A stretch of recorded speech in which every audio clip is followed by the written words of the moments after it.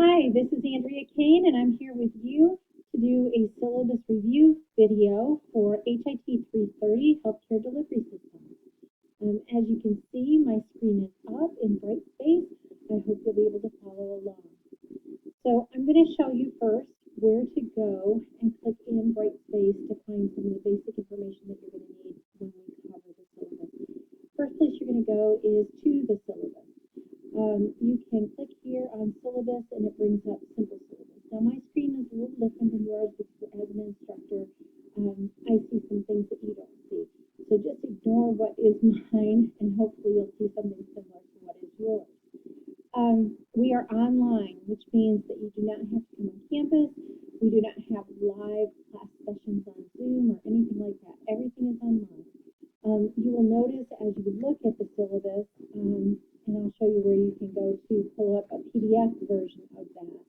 But a couple things I want to bring to your attention is that pretty much everything opens the first day, and actually a week before. So if you were to go into the class, which you can as of August 16th, you will see that all the discussions are open, all the assignments are open. The only thing that is not open today, or when you start the class, are the quizzes, and those open weekly as we cover the material. So moving on down, you can see there's some dates there. The best way to contact me is through email. I get email on my cell phone, and so that if I'm away from my desk, I can answer it as soon as I am aware of it. My office phone number is here, but I prefer email. Please use email to contact me. It's really the best and quickest way for us to communicate. I do have office hours on the Calmar campus, but the Max Clark Hall, where my office used to be, is under renovation. And so they have not yet determined a room number for me as to where I'll be. So I'll be on campus Mondays from 10 to 11:30 in Calmar, at the Calmar campus. I believe I start out in the Wilder building, but eventually will be in Max Clark. But if you're trying to find me, shoot me an email and I'll tell you where I'm at those Mondays I'm there. I have Zoom office hours.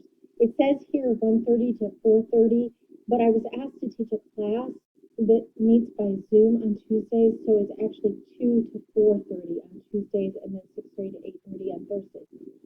If you need me to Zoom with you any other hours or days, I'm glad to arrange that. And again, just shoot me an email and we will set that up for you. There are 2 books that you will need for this class. I'm going to talk about Delivering Healthcare in America first. That's this one. This one is the main textbook that we will use. This is what your quizzes will be based on. This is what the majority of your material will come from. So this is the most important of the 2 textbooks that you have for this class. However, you do need Health Information Management Technology. You need this book. As you can see, it's very thick. It's very expensive. This is the one textbook you will use in almost all of your Health Information Technology program classes. Every single class that I teach uses this book. And this book, the students have told me, this book is crucial to them for preparing for their RHIT exam. This is the one book that they go back to the most, that they find studying helps them prepare for that exam, that certification exam. So please buy this because you will use it, and then you will use it to study, and then I highly recommend that even after you graduate that you keep it as a reference book to go back to. It's that good of a book. It's that comprehensive. So this is book 1. You'll see it referred to as we go through here. And then Delivering Healthcare in America is book 2.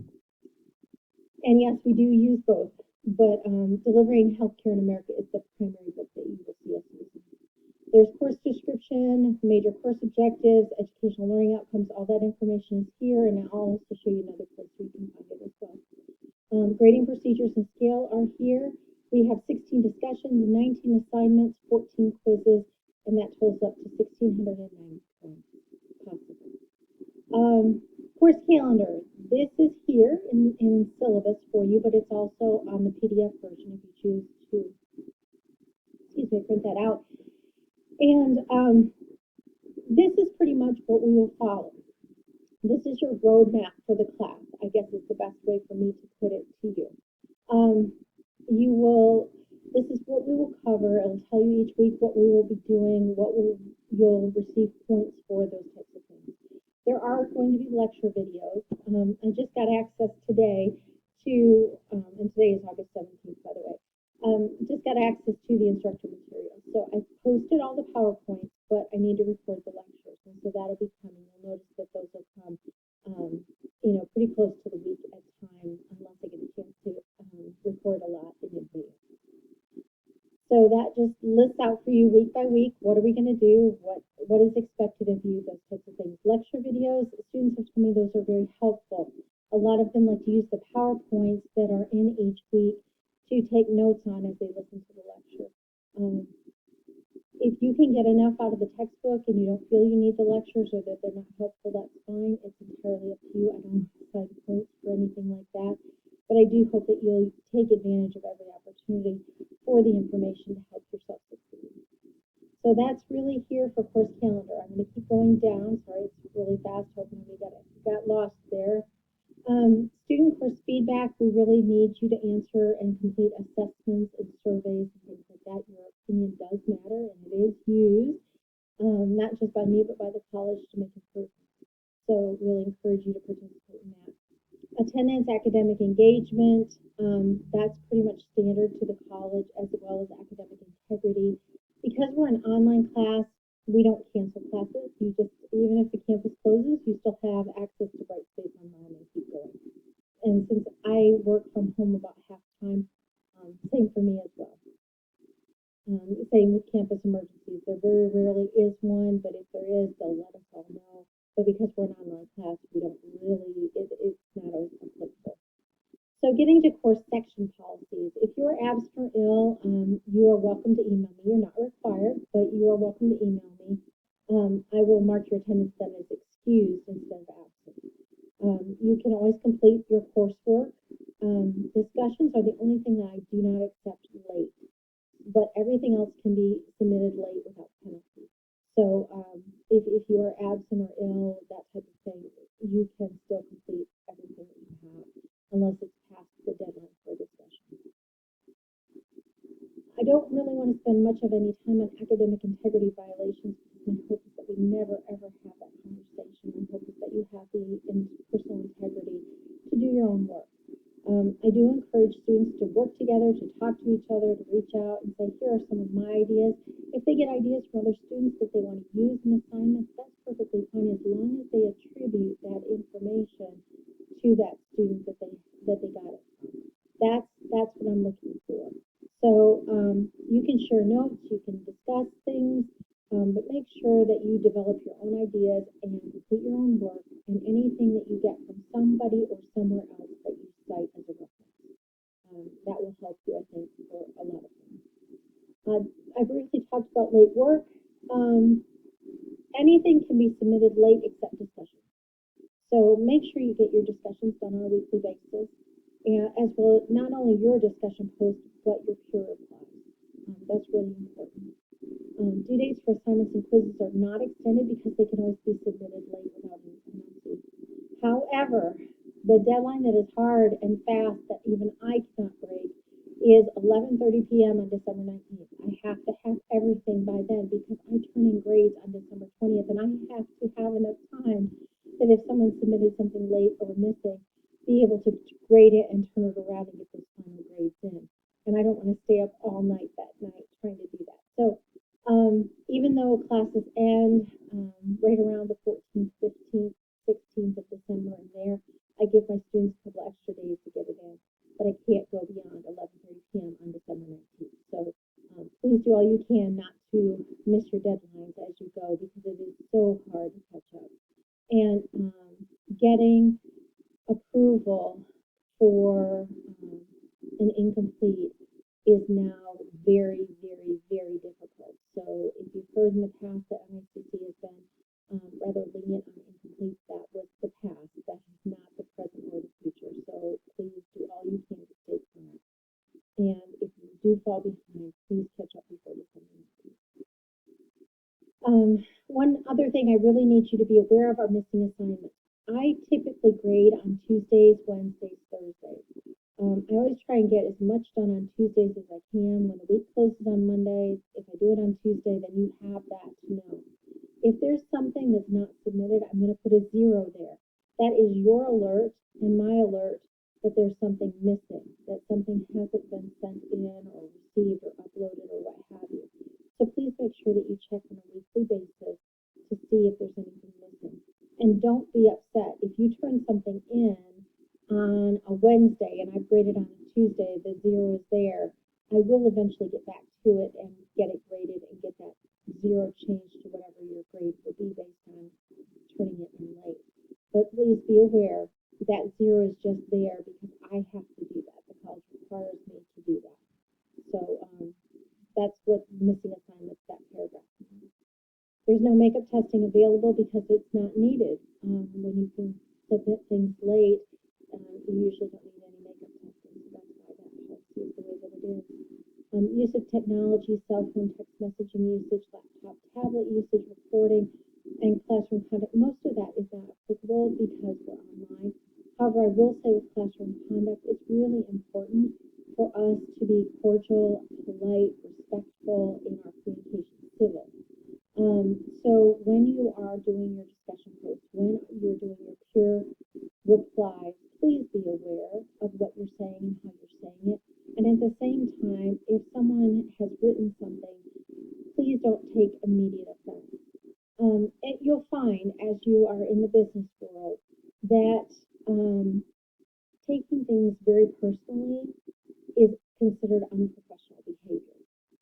Most of the time, we are there to solve issues and problems. We are not there to get into interpersonal negativity and criticism. So what we want to do on both sides is, number one, if we are initiating the communication, we want to do our very best to make sure it's respectful. It may be short, it may be to the point, but we want to make sure it's respectful. And second of all, when we read it, we don't want to take immediate offense. We want to look at what is really the underlying issue to be resolved and keep it on a professional standpoint. So I want to just do that there and remind you that no rude or disruptive behavior will be permitted. Course calendar, I went over that a little bit ago. Typically due dates are on the Monday following the week of class. Those are indicated in Brightspace. So go there first. If you are unsure, even in Brightspace, because sometimes there's a conflict or a mistake or something like that, reach out to me and email. So discussions, again, those are open. You're welcome to complete those in advance, but make sure that you go back and reply to at least 3 of your classmates posts each week before Monday night at 11:30 p.m. There are rubrics for most of the discussions, so make sure you take a look at the rubrics so you know what I'm looking for when I go to grade. Assignments, again, they have due dates, but they are all open. They often require information from book 1, which is the Health Information Management Technology. There are rubrics, so again, check those before you do your work. That way you know what I'm going to be looking for when I go to grade. Quizzes open on Thursdays at 12:30 in the morning. Not expecting you to be up to start those, but that's a good time that it opens in case you are a night owl and want you to work on those bright and early. They close on Monday nights at 11:30 p.m. They're almost all based, I think they are all based on book 2, which is Delivering Healthcare in America. Quizzes, because the quizzes, and I know you're going to say, oh, Andrea, please don't do this, but this is the one class I have that the quizzes are actually sort of essays. I'm not expecting you to write a book. I'm not expecting it to be professional. I'm just looking for the answers. I'm looking at, can you put the answers in there? I am happy to take bulleted answers. It doesn't need to be a paper. I just want the answers. So whatever works for you, whether you're a bulleted list kind of person or whether you like to write in complete sentences or put in paragraphs, those types of things, either way. But because they are sort of essay or long answer, I should say, the quizzes are going to be open textbook this semester. So you will want to have your book with you. You want to have it in hand when you take your quiz so that you can refer back to it. Now, please, we talked about plagiarism and academic integrity a little bit ago. Please do not give me an answer word for word out of the book. That is not what I'm looking for. I can look at the book and find the answer. I want to know what you I want to know in your words, based on your understanding. You can refer back to the concept, that's fine, but I want you to be able to answer the question in your own words, your understanding. That's what I value. So that's what I'm looking for. The quizzes are one attempt, available, time limited, and graded based on correct answers. I know it says that Brightspace automatically scores and grades these. It will for anything that is not an essay question. But the final grade will be determined after I review those essay questions, the written responses. So just be aware of that. You might get a grade at the end, but it'll be an incomplete grade because I have to go back and look at the long answer ones and grade those themselves. The purpose behind the quizzes is to demonstrate proficiency with materials that you learned that week. In this class, there are several opportunities for scheduled and predictable interactions that with you, the students, driven by me, the instructor. These are included but not limited to weekly Zoom office hours and self-reflection discussion assignments on week 6, 11, and 16. That's a chance for you and I to talk about things. Any questions you have, concerns, content. It will give me a chance to give you some direct instruction, assess your coursework feedback, student work, response to course questions, contents, and competencies. If you have any questions or concerns or complaints, please reach out to me and let me know. Email me, and we will either Zoom or we can talk on the phone, whatever your comfort level is, so that we can work through this, because I want you to succeed. I'm not going to cover classroom conduct again because we already talked about that. Additional information. One of the things that students do not take advantage of, and they really need to, is the Learning Center. The Learning Center is confidential. I never know, no instructor ever knows anyone who goes to the Learning Center for help. But they have a wide variety of resources. If you have questions, concerns at all, reading, comprehension, writing, anything like that, they are great. And please don't be shy about reaching out to the Learning Center if you have questions or concerns. Far better to reach out to them and turn in something that you're really proud of than to angst over it, not have the material or the knowledge or the support that you need, and not get the grade that you really could have had you utilized that. So please don't be shy about using the Learning Center. There's also information about the lead speaker for Brightspace that can be turned on. Course copyright, we try really hard to make sure that the materials we use, that if there's a copyright on them, that they're only used for education, they're not reshared outside class or anything like that, and that whenever we can, we attribute where we got it, who we got it from, so that again, we're not plagiarizing, we're referencing where we got things and what we're doing with them. Netiquette, we talked a little bit about this, about guidelines for electronic communications. We would really encourage you, if you've never looked at netiquette, that you take a look at that just so that you're aware of it. Accommodations, we have accessibility services. There's a new director there, and she is wonderful. We are working hard to make sure all of our courses are accessible to students. If you have an accessibility concern, please speak with Sally, reach out to her, and you're welcome to talk to me about it. I'd be glad to keep your confidential information and support you however I can. And of course, discrimination is never tolerated. It's not acceptable in any under any circumstance. And then, of course, there's confidentiality. So that is a quick review of everything under syllabus. So again, where do you go for that? It's up here at the top. It's right here, syllabus. You just click on it and it goes in. And then you can click on these different sections here on the left. Instructor information all the way down to disclaimer notes and to that section. All right, but I want to click on content. Content is going to give you a couple of different things. Let's take a look. The first thing, if you'll notice here on the left, is about your instructor. And not that you need to read about me, but it helps you understand a little bit of my background. And so that is there. But down here is my availability and contact information. Same as what's in the syllabus, really. But it gives you that information in my correct Zoom hours on Tuesday.